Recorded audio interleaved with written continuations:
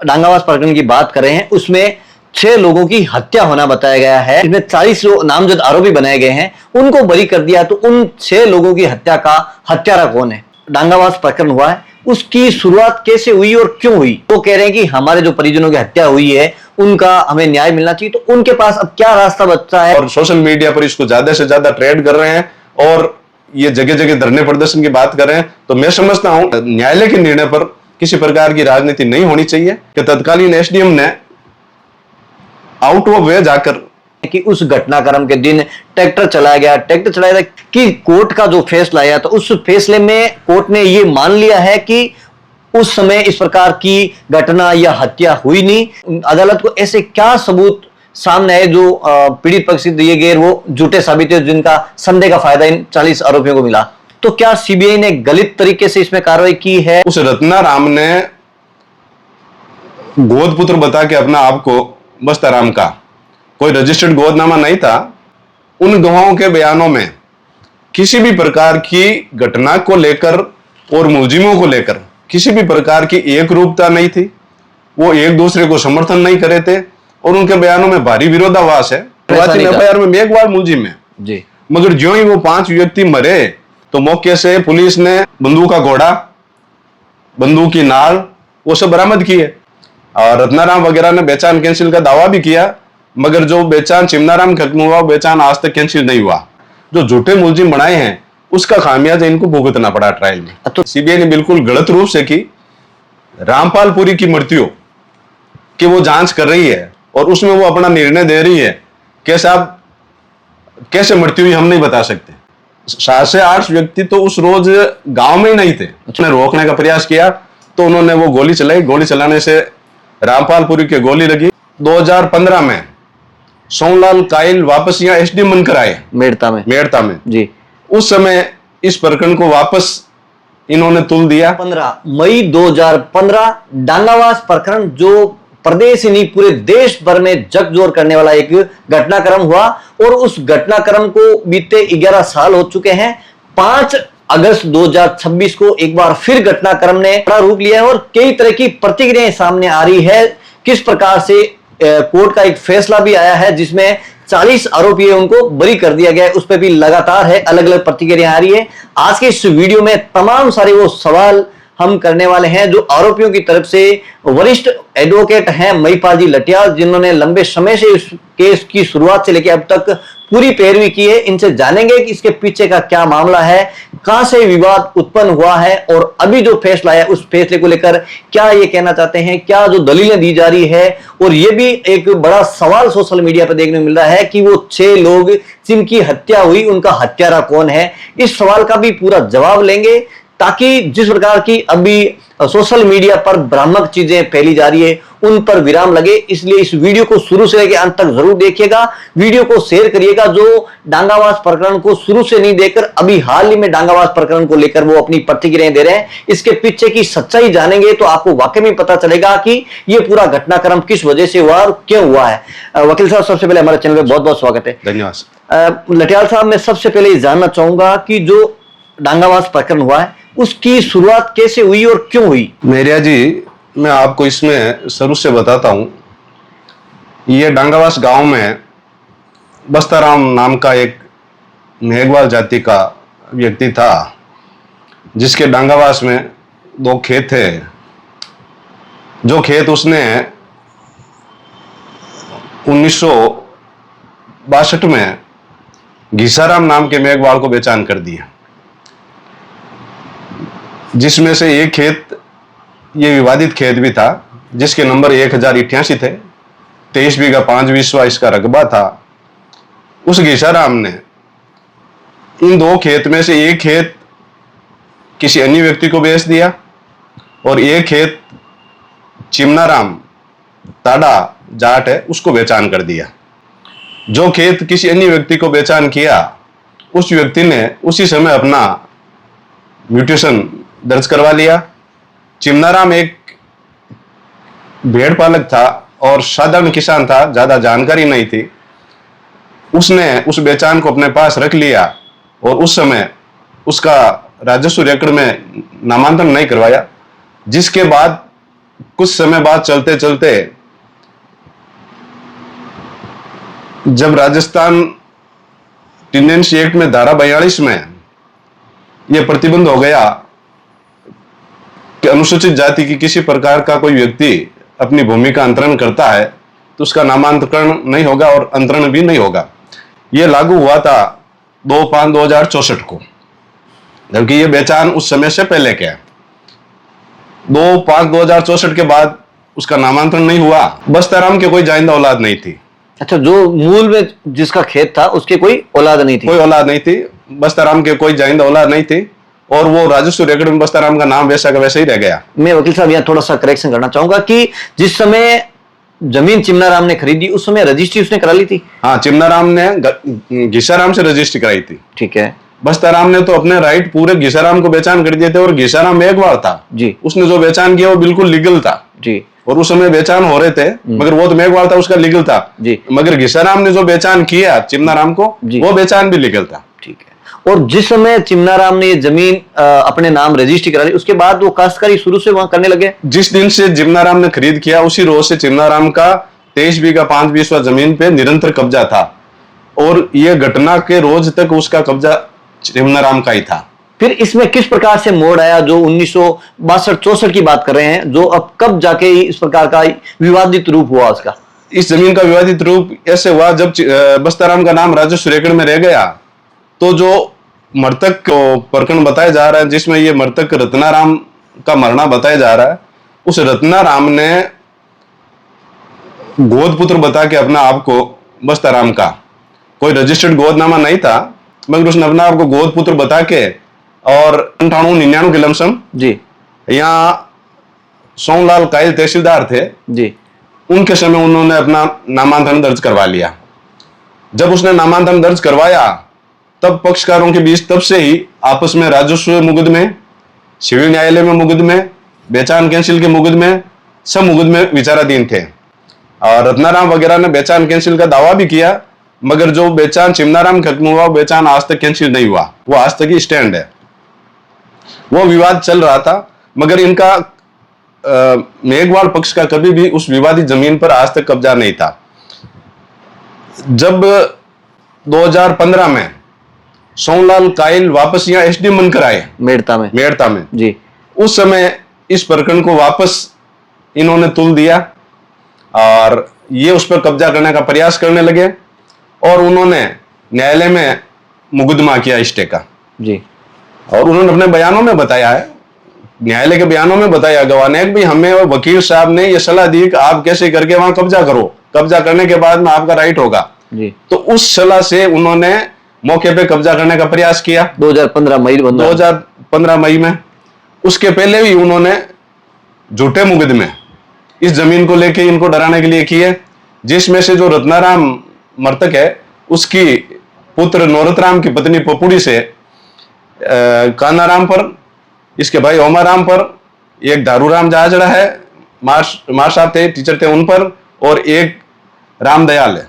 4 व्यक्तियों पे छेड़छाड़ का रात्रि में उस खेत में अपनी छान बताना झूठी कि भाई हमारी छान थी और मैं छान में सो रही थी और उसमें आगे इन्होंने छेड़छाड़ की। ऐसा मुकदमा उन्होंने इस घटना के करीब 2 माह पहले किया।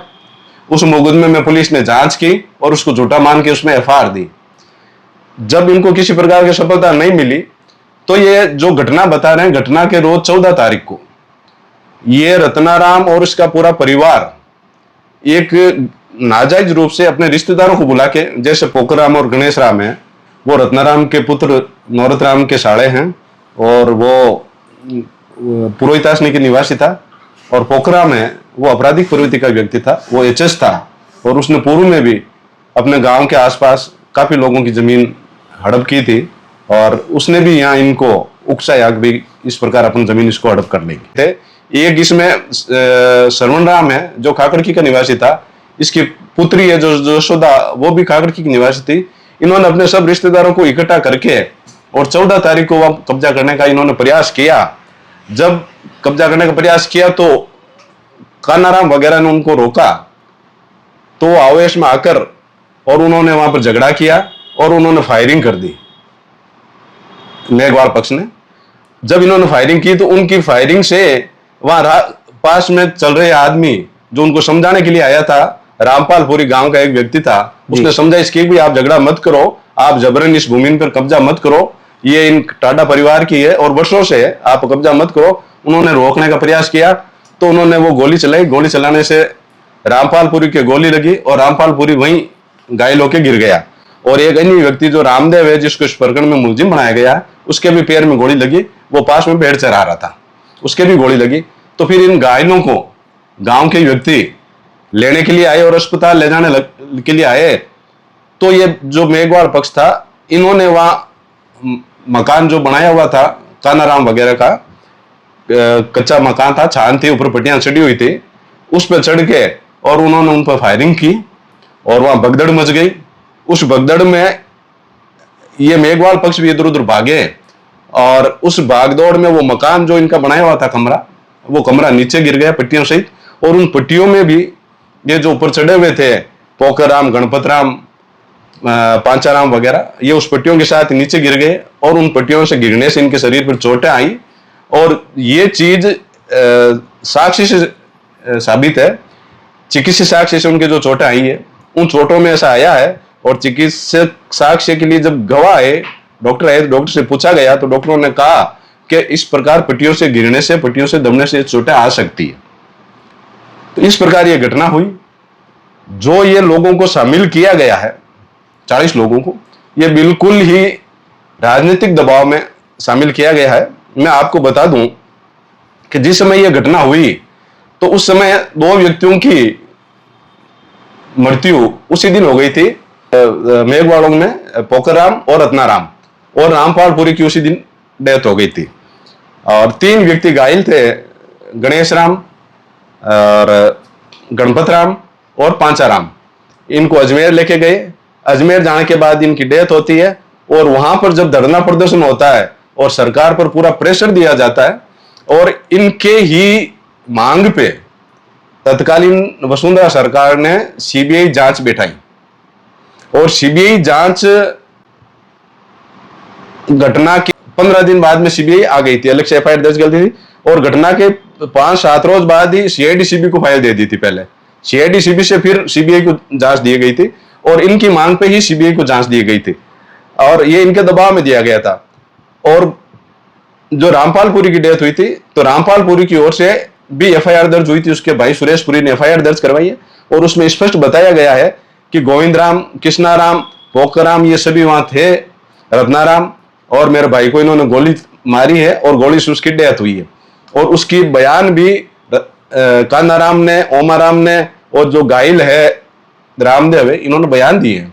मगर सीबीआई ने उस प्रकरण में किसी प्रकार की जांच नहीं की और सीबीआई ने इनका पक्ष लेते हुए और तत्कालीन सरकार के दबाव में उसमें झूठी एफआईआर लगा दी। मैं जानना चाहूंगा लटियाल साहब, इसमें सबसे पहले अभी आपने बात हुई तो ये बात निकल के आ रही है कि जो गांव की तरफ से रामपालपुरी उनके खेत में गया था समझाइश के लिए या कहा था कि इस प्रकार से आप मत करें, तो सबसे पहले उनकी तरफ से रामपालपुरी पे या अन्य लोग पे हमला हुआ? हाँ, रामपालपुरी, एक्चुअली रामपालपुरी वहां से गाड़ी लेकर जा रहा था और ये जो मेघवाल पक्ष है ये उसी समय 9 बजे गांव से ट्रैक्टर लेके, कृष्णाराम अपना ट्रैक्टर लेके और अपने परिवार के सदस्यों को लेकर उस खेत पे जाता है। ये उसके एविडेंस में आया कि हम सवेरे हम पूरे परिवार वाले खेत पे गए थे और उस रोज हम वहां पूरे सब इकट्ठे हुए थे और ये वहां जाते हैं और वहां जो स्थायी रूप से टाडा परिवार का शुरू से ही कब्जा था वो खेत पे थे, तो उनको ये बेदखल करने के लिए गए थे एक्चुअली उस दिन और इनका यही प्रयास था कि आज हमें यहाँ कब्जा करना है। तो ये वहां कब्जा करने लगे तो रामपालपुरी वगैरह ने इनको रोका कि भाई आप इनके साथ जबरदस्ती मत करो, आपका कोई है सॉल्यूशन तो आप गांव वालों को इकट्ठा करो और गांव में बैठ के बात करो। उसके पहले गांव वालों ने इनको समझाइश के लिए बुलाया 10 तारीख को, ये आए नहीं, तो गांव वालों ने प्रशासन को भी कहा कि इस प्रकार का ये जबरदस्ती वहां प्रयास करने का, कब्जा करने का प्रयास कर रहे हैं और विवाद हो सकता है, इनका कब्जा नहीं है मेघ वालों का और ये कब्जा करना चाह रहे हैं, तो आप इसमें तुरंत एक्शन लें और इनको पाबंद करें।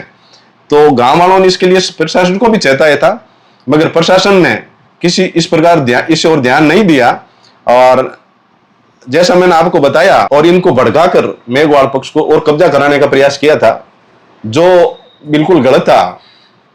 मगर उस जिस रोज की घटना बता रहे हैं उस रोज इस प्रकार की कोई गांव में लोग इकट्ठे होके और वहां नहीं गए थे। जब वहां गांव वालों को ये सूचना हुई जी कि तत्कालीन एसडीएम ने आउट ऑफ वे जाकर रामपालपुरी की गोली लगने से मृत्यु हो गई है या गोली लगने से वो घायल हो गया है, तो ये घटना वाला जो खेत है वो गांव से ज्यादा दूरी पे नहीं है, करीब 2.5 किलोमीटर की दूरी पर है। और जो गांव से रास्ता जाता है इस खेत की ओर, उस रास्ते के दोनों ओर गांव के लोगों के कुएं हैं और ढाणियां बनी हुई है, मतलब काफी रस इलाका है। तो वो जो लोग जो सुने हैं तो लोग उस ओर गए थे।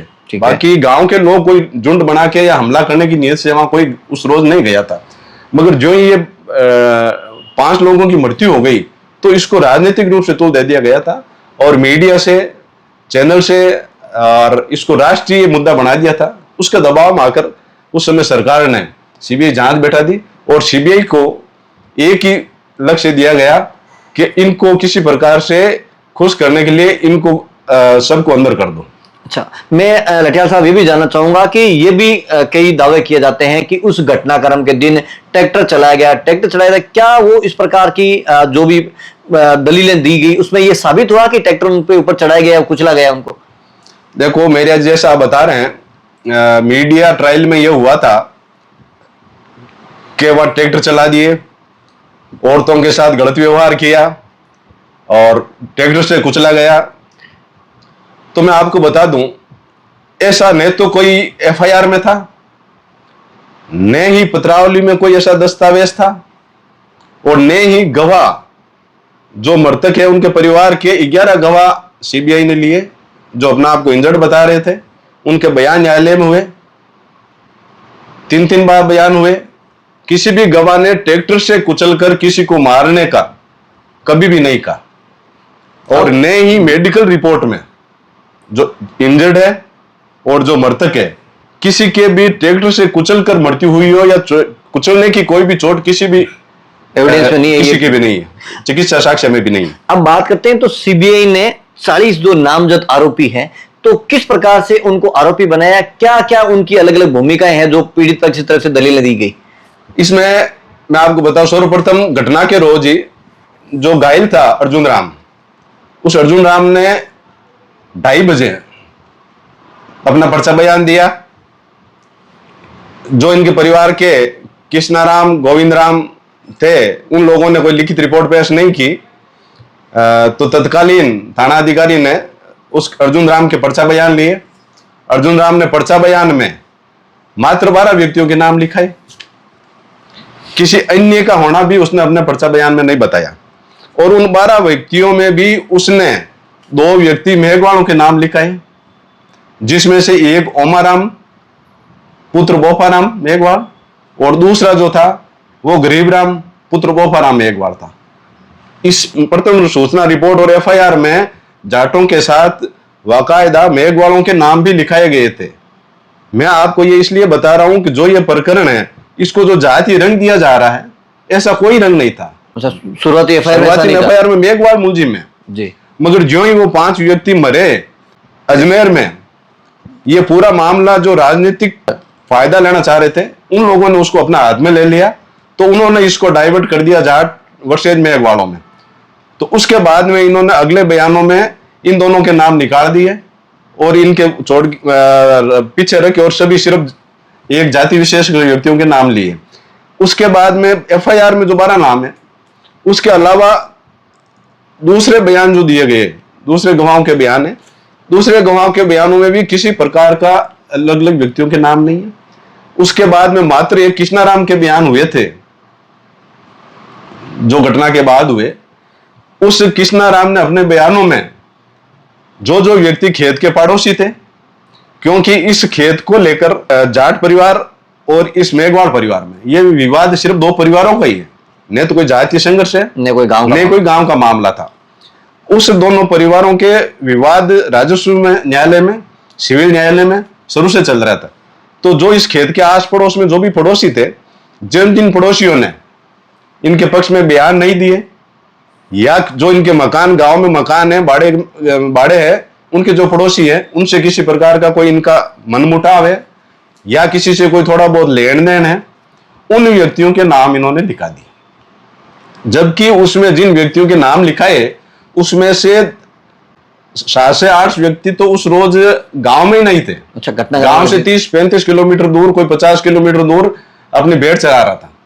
उनके भी नाम दर्ज उनके लिख दिए। कुछ ऐसे बुजुर्ग लोगों के नाम लिख दिए जो बुजुर्ग लोग उस रोज किसी बैठक में थे, मृत्यु हो रखी थी, वहां पर बैठक में थे। एक व्यक्ति तो ऐसा नाम लिखा है मेरे, आज मैं आपको बताऊं, तिलोग्राम नाम का, तिलोग्राम जात, जो आदमी पैरालाइटिक है, उसके शरीर में लकवा हो रखा है, वो एक हाथ से लाठी से चलता है, ऐसे को भी इसमें मुलजिम बनाया। तो ये जो मुलजिम बनाए वो इनकी अपनी व्यक्तिगत दुश्मनी और साक्ष्य नहीं देने, ऐसे करके उनको मुलजिम बनाया है। जो झूठे मुलजिम बनाए हैं उसका खामियाजा इनको भुगतना पड़ा ट्रायल में। तो यहाँ सवाल ये उठता है कि जिस प्रकार से आप आरोपी पक्ष है उनकी तरफ से दलीलें दी है, आपने लंबा केस भी लड़ा है, तो क्या सीबीआई ने गलत तरीके से इसमें कार्रवाई की है और इतना लंबा वक्त लग गया उनको फैसला सुनाने में? मैं आपको बता रहा हूं कि सीबीआई ने जो जांच की, वैसे मैंने अभी आपको बताया, सीबीआई ने जांच की, सीबीआई ने बिल्कुल गलत रूप से की। रामपालपुरी की मृत्यु की वो जांच कर रही है और उसमें वो अपना निर्णय दे रही है कि साहब कैसे मृत्यु हुई हम नहीं बता सकते। अच्छा, रामपालपुरी भी हत्या कैसे हुई नहीं बता सकते। एफआईआर दी, एफआईआर में लिखा कि कैसे हुई है, कोई साक्ष्य नहीं है उसकी मृत्यु का। ठीक है। जबकि मौके पर, खेत में मौके पर पुलिस ने घटना के बाद में जब मौके की तलाशी ली तो मौके से पुलिस ने एक बंदूक का घोड़ा, बंदूक की नाल, वो सब बरामद की है। जबकि जो दूसरा पक्ष, हमलावर पक्ष बताए जा, हमारे मुलजिम पक्ष बताए जा रहे हैं, उनके पास किसी के पास बंदूक या हथियार नहीं बताए जा रहे हैं। गवाहों न्यायालय में भी मना किया कि ना तो किसी प्रकार की मौके पर गोली चली, नए मुलजिमों के पास कोई बंदूक थी। जब मुलजिमों के पास बंदूक नहीं थी तो वो घटनास्थल पर बंदूक कहां से आई? वो बंदूक इनकी ही थी, मेघवाल पक्ष की थी, और उन्होंने उसे गोली चलाई। तो भी सीबीआई ने कहा कि भाई नहीं साहब, हमें पता नहीं कैसे। और इस प्रकरण में सीबीआई ने दबाव आकर जो जो नाम ले लिए गवाहों ने वो उनके नाम कर दिए और उनकी किसी प्रकार की कोई जांच नहीं की कि घटना के समय वो कहां थे और किस जगह उनकी लोकेशन थी। ऐसी न तो कोई लोकेशन निकलवाई और न उनकी कोई जांच की। अच्छा, ये 40 जो आरोपी थे, बार बार कई ट्रायल भी हुए होंगे, उनकी चार्जशीट भी पेश हो गई थी, जो लंबे समय तक केस इस पे था, तो अदालत को ऐसे क्या सबूत सामने आए जो पीड़ित पक्ष से दिए गए वो झूठे साबित है, जिनका संदेह का फायदा इन 40 आरोपियों को मिला? इस प्रकरण में सबसे पहले 6 व्यक्ति गिरफ्तार हो गए थे घटना के दूसरे रोज ही। उन 6 व्यक्तियों के विरुद्ध 7/8/2015 को चार्जशीट पेश हो गई और अन्य व्यक्तियों के विरुद्ध 173(8) में पेंडिंग रखी थी। बाद में सीबीआई ने जांच करके और 34 व्यक्तियों के खिलाफ 20/12/2017 को 299 सीआरपीसी में चार्जशीट पेश की। उसके बाद में कुछ व्यक्तियों को पुलिस ने गिरफ्तार किया, मुलजिमों को, और कुछ मुलजिम सरेंडर हुए। ऐसे करके ट्रायल स्टार्ट हुई। प्रथम बार ट्रायल स्टार्ट हुई उस समय सभी मुलजिम हाजिर नहीं थे। इस कारण से 7 गवाहों के बयान हुए। उसी दरमियान कुछ अन्य मुलजिम और आ गए। उन अन्य मुलजिमों को भी चार्ज लगा के और उनकी ट्रायल और हुई और उसी वही 6-7 गवाह और हुए। उसके बाद में अन्य जो शेष मुलजिम थे वो सब के सब वापस आ गए। जब 40 मुलजिम पूरे के पूरे हाजिर हो गए और उनके विरुद्ध चार्ज लगा के न्यायालय ने और फिर पूरी ट्रायल वापस की। इस प्रकार जो इंजर्ड गवाह थे और मृतक परिवार के जो गवाह थे उनके 2 से 3 बार बयान हुए न्यायालय में। और उसके बाद में डॉक्टर के बयान हुए। उसके बाद में राजू सुरेकड़ के बयान, जो कर्मचारी थे उनके बयान हुए। तत्कालीन पटवारी के बयान हुए। तत्कालीन रीडर के बयान हुए और आरआई के बयान हुए। और जिस समय जो एम्बुलेंस में लाना ले जाना जो भी है, जो भी लिंक उनका था सीबीआई का, सब लोगों को उन्होंने बयान करवाए।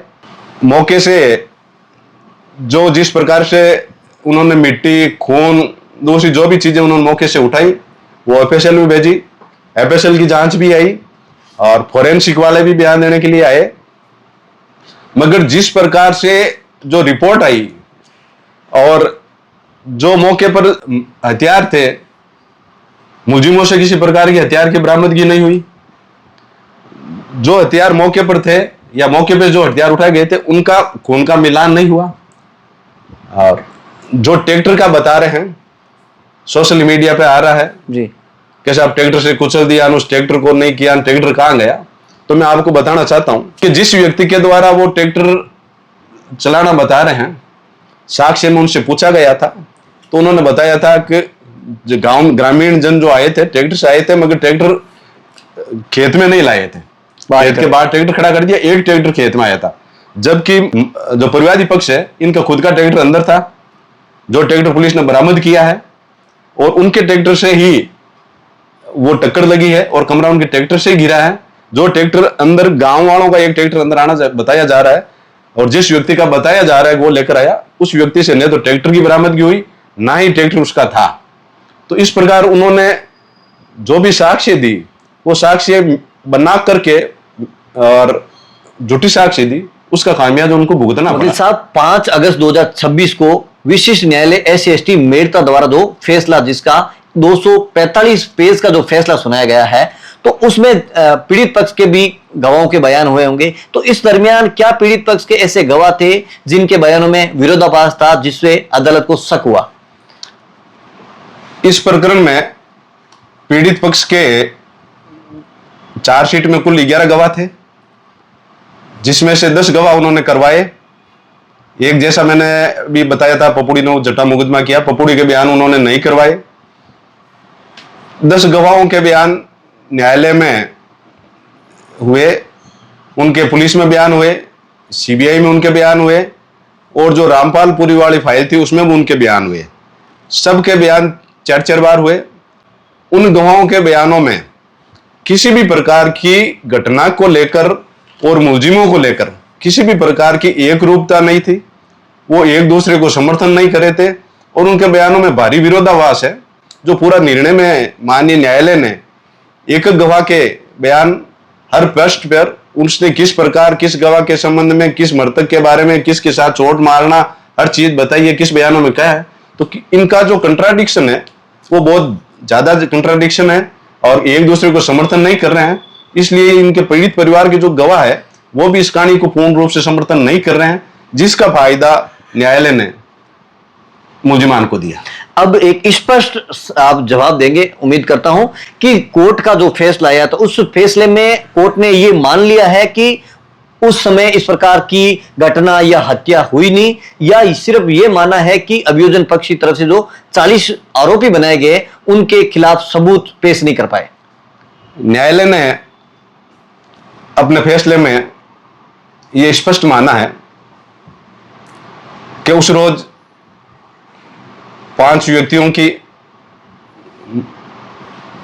जब वो घटना हुई, उस घटना का परिणाम यह हुआ कि 5 व्यक्तियों की मौत हुई है, और एक रामपालपुरी गांव वाला है उसकी भी मौत हुई है, और कुछ लोग घायल हुए हैं। न्यायालय ने माना है कि भाई उस घटना का परिणाम यह हुआ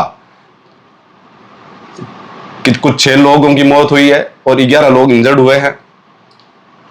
मगर जो पत्रावली पर साक्ष्य आई, वो साक्ष्य उस घटना से उन मुलजिमों को जोड़ने के लिए पर्याप्त नहीं थी। घटना से जोड़ने के लिए मौखिक साक्ष्य, चिकित्सक साक्ष्य, दस्तावेजी साक्ष्य, इन्वेस्टिगेशन की साक्ष्य, बरामदगी की साक्ष्य, FSL की साक्ष्य, हर प्रकार की साक्ष्य आपको, अभियोजन को यह साबित करना होता है कि ये जो घटना हुई है और जो ये अभियुक्त है, इन्होंने ही ये घटना कारित की है। और ये यदि न्यायालय के सामने संदेह से परे साबित कर दे कि इनके सिवाय दूसरा कोई व्यक्ति ये घटना कारित करने में शामिल नहीं था, तो न्यायालय उनको दोषी करे साबित होता है और न्यायालय उनको दंडित करता है। मगर CBI ने किसी भी रूप से इन मुलजिमों को, 40 व्यक्तियों को, ना तो साक्ष्य से जोड़ पाई, ना चिकित्सक साक्ष्य से जोड़ पाई, ना ही किसी प्रकार की बरामदगी से जोड़ पाई, ना ही FSL से जोड़ पाई, न ही कोई मौके की ऐसी कोई साक्ष्य ली जिससे यह साबित हो सकता हो कि घटना के समय ये 40 व्यक्ति मौके पर उपस्थित हो। जिस प्रकार इंजर्ड ने यह बताया है कि भाई फला व्यक्ति ने फला व्यक्ति के उस स्थान पर उस हथियार की मारी, तो वो बात चिकित्सक साक्ष्य से पुष्टि नहीं है। मेडिकल में जिस जगह उसके चोट मारना बता रहा है, उस जगह उस व्यक्ति के चोट ही नहीं। पुलिस बयानों में एक व्यक्ति का नाम ले रहा है चोट मारने का, जबकि न्यायालय में आके किसी दूसरे के द्वारा वो चोट मारना बता रहा है। तो इस प्रकार गवाहों ने किसी भी रूप से यह साबित नहीं किया कि भाई 40 व्यक्तियों ने ही इन 5 मृतक व्यक्तियों के साथ मारपीट की और हम जो इंजर्ड हैं हमारे साथ मारपीट की। ऐसा वो किसी भी रूप से साबित नहीं कर सके। न्यायालय ने हर बिंदु पर, एक एक बिंदु पर हर प्रकार से विवेचन करके और फिर यह निर्णय दिया। अब सबसे बड़ा सवाल जो सुर्खियों में बना है 5 अगस्त के बाद, जिन डांगावास प्रकरण की बात कर रहे हैं उसमें 6 लोगों की हत्या होना बताया गया है। 6 लोगों की हत्या में इसमें 40 नामजद आरोपी बनाए गए हैं, उनको बरी कर दिया। तो उन 6 लोगों की हत्या का हत्यारा कौन है? जैसा आपने पूछा कि इनका हत्यारा कौन है, तो मैं आपको बताना चाहता हूं कि ये जो बिंदु है ये सीबीआई को साबित करना है। जांच एजेंसी वो है, उस जांच एजेंसी को यह साबित करना है कि इन 6 व्यक्तियों की हत्या किसने की। सीबीआई एक तरफ रामपालपुरी की हत्या की जांच कर रही है और उसमें कह रही है कि हमें पता नहीं इसकी हत्या किसने की। तो सीबीआई को यह साबित करना है कि इन 5 व्यक्तियों की हत्या किसने की, यह सीबीआई का जिम्मे है। और सीबीआई को यह न्यायालय में साबित करना चाहिए था कि जो व्यक्ति न्यायालय में उसने चार्जशीटेड किए हैं इन्हीं व्यक्तियों ने इसकी हत्या की। वो सीबीआई साबित नहीं कर सकी क्योंकि जो इंजर्ड गवाह है उन गवाहों ने न्यायालय में भी इन 40 मुलजिमों को स्पष्ट रूप से पहचानने से, अलग अलग पहचानने से, किसने किस व्यक्ति के साथ मारपीट की, कहां पर मारपीट की, इस प्रकार का कोई उन्होंने कथन नहीं किया। अब वकील साहब, जिस प्रकार से ये फैसला आया है, लंबा केस चला, 11 साल तक इसको न्याय का अंतिम फैसला आने में लग गया, तो किस प्रकार से आपके आरोपी जो पक्ष है उसकी तरफ से कितनी क्या दलीलें पेश की, कितने क्या डॉक्यूमेंट पेश किए, कितने गवाह थे इसके अंदर? इस प्रकरण में अभियोजन की ओर से 41 गवाह थे और 163 दस्तावेज उन्होंने प्रदर्शित करवाए और 75 आर्टिकल्स उन्होंने प्रदर्शित करवाए। बचाव पक्ष की ओर से 9 साक्ष्य हमने पेश किए और 30 हमारे दस्तावेज थे। हमारे जो साक्ष्य थे और जो दस्तावेज थे वो बचाव में हमारे एक मुलजिम जो सरकारी कर्मचारी था उस दिन घटना के रोज और वो अपने ऑफिस में था, उनके बयान करवाए। 2 व्यक्ति उस रोज डेगाना के पास लवादर में अपने भेड़ चरा रहे थे, तो लवादर के व्यक्तियों के हमने बयान करवाए। एक व्यक्ति लाडवा गांव के पास भेड़ चरा रहा था, उनके बयान करवाए। कुछ व्यक्ति उस दिन मजदूरी के लिए गए हुए थे, उन लोगों के हमने बयान करवाए। इस प्रकार जो झूठा मुलजिमों को इसमें शामिल किया गया था, तो हमने बचाव में ये साबित किए कि जो लोग इनके नाम ले रहे वो घटना के रोज यहाँ पर नहीं थे और वो दूसरी जगह पर थे। अब जो जिसकी कह सकते हैं इस पूरे प्रकरण की जड़ थी जमीन, जो 23 बीघा 5 बीघा थी, तो अब उस जमीन का क्या टाइटल है, कब से उस पे जो अभी स्टे चल रहा है कब से लागू है? जो ये जमीन है 23 बीघा 5 बीसवा, ये घटना के रोज से ही 145 सीआरपीसी में कुड़ की हुई है और वर्तमान में वो जमीन उसी स्थिति में पड़ी है और दोनों पक्षों के बीच न्यायालय में जमीन के टाइटल को लेकर विवाद अभी तक लंबित है। भविष्य में प्रकरण किस ओर जाएंगे वो दोनों पक्ष अपने अपने साक्ष्य पेश करेंगे, उसके बाद में होगा। मगर वर्तमान में जमीन अभी रिसीवर के पोजीशन में है और यथास्थिति में पड़ी है। अब जो इस फैसले को झूठा या गलत बता रहे हैं, क्या ये एक साथ 40 लोगों को बरी कर देने से ये मामला हाईलाइट हुआ या इसको भी राजनीतिक तूल दिया जा रहा है? पिछले 3-4 रोज से ये देख रहे हैं कि आम सोशल मीडिया पर व्यक्ति जो कानून के बारे में या घटना के बारे में किसी प्रकार उसको जानकारी नहीं है, न्यायालय की क्या कार्यप्रणाली है, पुलिस की क्या कार्य प्रणाली है, इन्वेस्टिगेशन एजेंसी की क्या कार्य प्रणाली है, उनको इसकी किसी प्रकार की जानकारी नहीं है। एक दूसरे का देख के और सभी व्यक्ति सोशल मीडिया पर इस प्रकार के सवाल खड़े कर रहे हैं। मेरे हिसाब से न्यायालय जो निर्णय देता है उस निर्णय का सम्मान करते हुए, उसका अवलोकन करके, और जब तक आपको कानून की जानकारी नहीं है तो ऐसे गंभीर मामले में सोशल मीडिया पर किसी प्रकार के अपने विचार साझा करना या किसी प्रकार के वक्तव्य देना ये गलत है। और जहां तक ये वक्तव्य जैसा आप बता रहे हैं कि दोषी कौन है जो सोशल मीडिया पर चल रहा है, तो ज्यादातर व्यक्ति इसका राजनीतिक फायदा उठाने के लिए, जैसे 2 दिन से सुन रहे हैं कि भाई इकट्ठे होंगे और वहां धरना देंगे, वहां प्रदर्शन करेंगे, तो ये सब एक राजनीतिक रूप दे रहे हैं वापस। जो आज से 11 साल पहले इसको रूप दिया गया था, इसको राजनीतिक रूप देकर 2 समाजों में जो दूरियां पूर्व में डाली गई थी, जो बीच में खाई डाली गई थी, उसको बड़ी मुश्किल से हम लोगों ने, स्थानीय लोगों ने उसको वापस पाटा है। आज हम साथ उठ बैठ रहे हैं, हमारे आपस में किसी प्रकार का कोई वैमनस्य नहीं है। हर गांव में मेघवार जाट एक दूसरे से जुड़े हुए हैं। हम एक दूसरे के बिना किसी प्रकार का कोई कार्य, कृषि का कार्य या अन्य कोई कार्य नहीं कर पाते हैं। हमारे सामाजिक कार्यक्रम में भी वो शामिल होते हैं, हम उनके होते हैं। तो उसको वापस राजनीतिक रंग देने के लिए, सामने चुनाव आ रहे हैं, उन चुनाव का फायदा उठाने के लिए वो इसको राजनीतिक रंग दे रहे हैं और सोशल मीडिया पर इसको ज्यादा से ज्यादा ट्रेड कर रहे हैं और ये जगह जगह धरने प्रदर्शन की बात कर रहे हैं। तो मैं समझता हूं इस प्रकार न्यायालय के निर्णय पर किसी प्रकार की राजनीति नहीं होनी चाहिए और उनको 2 परिवार, 2 समाजों के बीच में जिस प्रकार का ये प्रेम भाव हुआ है उसको वापस खत्म करने का प्रयास नहीं करना चाहिए।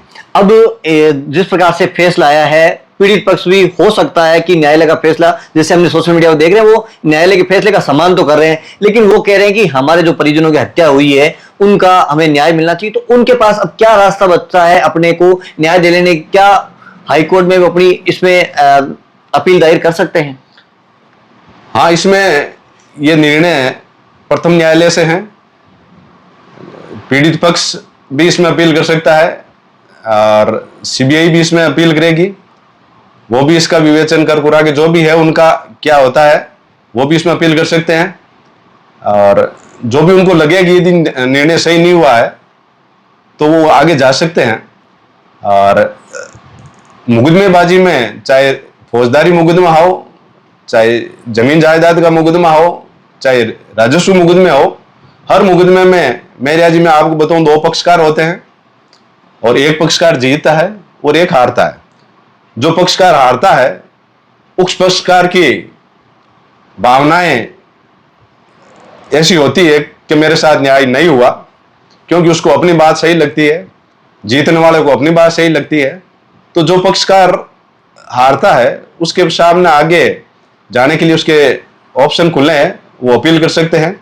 उनको लगता है कि न्यायालय ने निर्णय सही नहीं दिया तो उसके आगे राजस्थान हाईकोर्ट है, उसमें जाके अपनी अपील कर सकते हैं और अपनी बात रख सकते हैं। इसके लिए कोई किसी की पाबंदी नहीं है, इसके लिए स्वतंत्र है, संविधान में प्रावधान है, अपने कानून में प्रावधान है, उसके अनुसार वो जा सकते हैं और किसी भी प्रकार की यदि उनको रेमेडी चाहिए तो प्राप्त कर सकते हैं। बहुत बहुत धन्यवाद। तो ये थे वरिष्ठ अधिवक्ता महिपाल जी लटियाल, जो शुरू से लेकर इस केस को हैंडल कर रहे हैं। तो हमने इनसे कई तीखे सवाल भी पूछे हैं जिनका ये बेबाकी से जवाब भी दिया। हमने जिस प्रकार से 5 अगस्त को जो माननीय वरिष्ठ न्यायालय SC/ST का मेड़ता से फैसला आता है, जहां पर 40 जो आरोपी है उनको बरी कर दिया जाता है और फैसला है वो 245 पेज का है। उस फैसले में किस प्रकार से लोगों के बयान लिए गए हैं, पीड़ित पक्ष के जो भी आरोपी थे उनके किस प्रकार से बयान लिए गए हैं। तो आप इस प्रकार के फैसले की अगर बात करें, ये माननीय न्यायालय का मामला है। अगर इनको लगे कि किसी साथ अन्याय हुआ तो इसके लिए अपर कोर्ट में वो अपनी अपील कर सकते हैं, अपनी न्याय ले सकते हैं। ये स्वतंत्र भारत की ये कह सकते हैं अभिव्यक्ति आजादी है, अपने न्याय के लिए उच्चतम न्यायालय तक जा सकते हैं। तो आप इस वीडियो को पूरा देख लिया होगा तो आपके सारे जो कंसेप्ट है वो क्लियर हो गए कि इस विवाद की किस प्रकार से उपज हुई और किस प्रकार से ये इतना बड़ा प्रकरण है वो जिस प्रकार से जमीन से लेके आज कह सकते हैं कि लगभग 12 साल पूरे होने को आए हैं जहां पर ये बड़ा फैसला आया है। तो इस वीडियो को शेयर करिएगा और आप जिस प्रकार से इसको सामाजिक टूल दे रहे हैं तो कृपया करके सोशल मीडिया पर एक दूसरे की पोस्ट देखकर उसके बिना तय तक जाए इसको आगे से आगे शेयर नहीं करें, क्योंकि ये सामाजिक मामला है। जिस प्रकार से जिन 2 बड़े समाजों में आपसी सौहार्द है वो बना रहे, वो ये सदियों से चला है, इसको आगे भी चला रहने दे। उस पीड़ित परिवार है वो न्याय के लिए उच्चतम न्यायालय में जा सकता है। तो इस वीडियो को शेयर करिएगा ताकि लोगों को डांगावास प्रकरण की हकीकत पता चल सके। नमस्कार।